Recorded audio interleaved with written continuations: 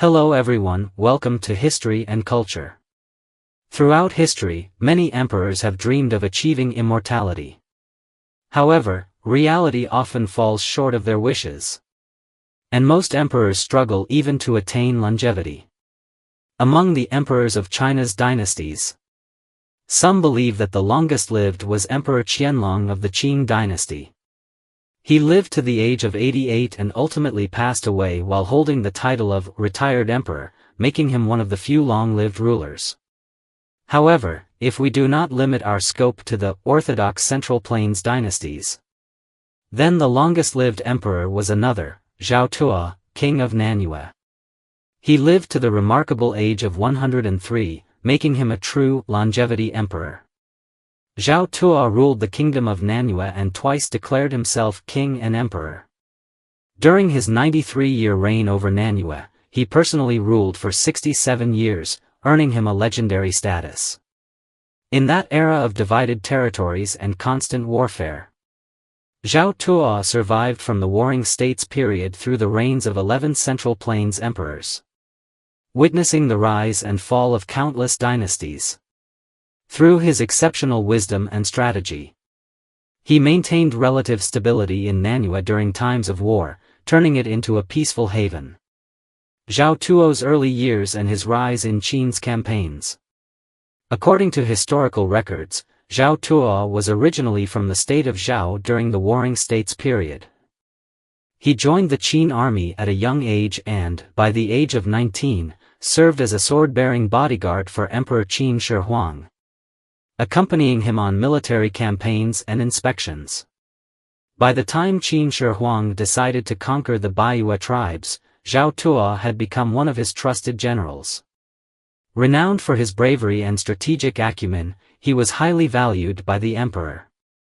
In 219 BCE, Qin Shi Huang dispatched General Tu Sui with an army to invade the Lingnan region, home to the Baiyu people. Zhao Tuo was appointed as a deputy general to assist in the campaign. A formidable force of 500,000 troops marched into Lingnan, but the campaign soon ended in failure.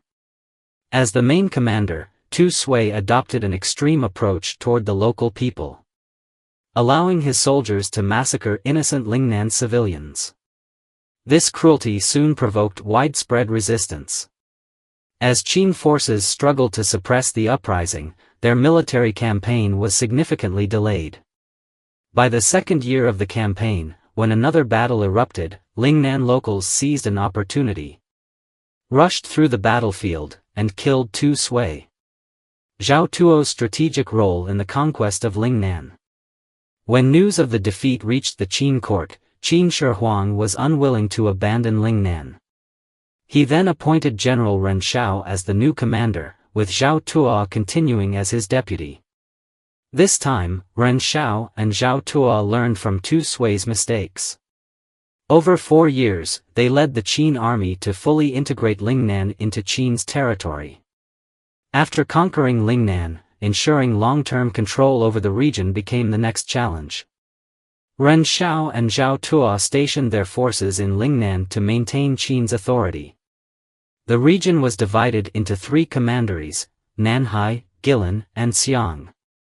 Ren Shao was appointed governor of Nanhai Commandery, while Zhao Tuo served under him as the magistrate of Longchuan County. Transforming Lingnan, Zhao Tuo's policies and cultural integration. At the time, while the Central Plains had already entered a feudal society, Lingnan remained in a primitive tribal state, with a culture still rooted in slash-and-burn agriculture. Additionally, the customs and traditions of Lingnan differed vastly from those of the Central Plains. Gaining the allegiance of the local population was not an easy task. To address this, Zhao Tuo proposed policies of intermixing with the Yu people and harmonizing the Baiyu tribes. He advised Qin Shi Huang to relocate 500,000 people from the Central Plains to Lingnan, bringing advanced culture and customs to merge with the local population. The introduction of advanced agricultural and metallurgical techniques rapidly transformed Lingnan, pulling the region out of its primitive society. The adoption of plowing and iron smelting significantly boosted productivity. allowing Lingnan to move beyond inefficient slash-and-burn farming. Zhao Tuo's leadership in the aftermath of the Qin dynasty. Later, due to oppressive rule, the Qin dynasty fell into chaos during the reign of Qin heir Shi. Rebellions erupted across the empire, as figures like Chen Sheng and Wu Guang declared themselves kings. The states of the Warring States period re-emerged, and the Central Plains plunged into warfare once again. In 208 BCE, as Ren Xiao fell gravely ill, he summoned Zhao Tuo to his bedside. Having witnessed Zhao Tuo's effective governance, Ren Xiao entrusted him with succeeding as the governor of Nanhai, urging him to protect the people of Lingnan amid the unfolding turmoil. In the second year, Ren Xiao fell gravely ill and never recovered, passing away on his sickbed. That same year, the Qin dynasty met its demise alongside him, completely disintegrating and collapsing. After succeeding Ren Xiao as the governor of Nanhai Commandery, Zhao Tuo immediately deployed troops around the region, stationing heavy forces at strategic locations to prevent powerful figures from the Central Plains from invading with their armies. The Lingnan region, naturally shielded by mountains and the sea, was filled with treacherous terrain, making it easy to defend and difficult to attack. During an era when civilians were constantly fleeing from the ravages of war, Lingnan became a refuge, a peach blossom spring.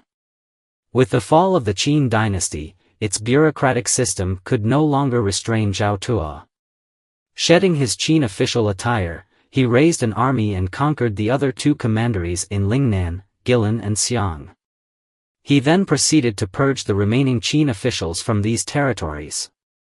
Having consolidated power over the entire Lingnan region, Zhao Tuo soon renamed the territory as the Kingdom of Nanyue and declared himself King Wu. As the ruler of Nanyue, Zhao Tuo implemented a series of political, military, and economic measures to strengthen the kingdom.